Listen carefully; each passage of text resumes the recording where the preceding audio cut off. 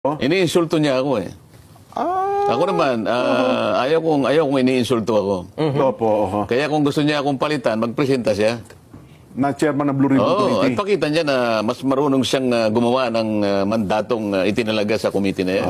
Hindi, yung punto na yan, sir, baka malabo pa, baka ayawan ng taong bayan yan eh. Pero ako sa tingin ko, bilang isa po na nag-oobserba, Sen, kung wala po kayong tiwala sa Blue Ribbon Committee, bilang miyembro, bumitaw na lang po kayo dyan. Sabihin nyo na lang, aalis na po ako, chairman ng miyembro ng Blue Ribbon Committee. Ito Wala pala kayong tiwala eh. Talagang medyo, kaya ako nasasabi, yun ang aking pakiramdam. Opo. Katatransfer ko pa lang. Oho.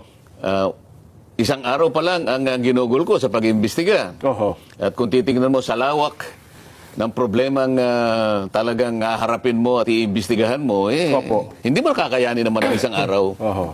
Ngayon, nakakaisang araw ka pa lang, sasabihin niya, nagpo-propose siya ng isang independent investigative body. Anong ibig niya sabihin? Nakaka-insulto nga talaga yun, Sen. Anong ibig niya sabihin? Oho. Di ba? At ang ilalatag pa niyang, i-recommenda pa niyang mga pangalan, dating ombudsman Conchita Morales. Opo. Hindi ba niya alam kung ano, yung ombudsman ay talagang katakot-takot ang corruption dyan?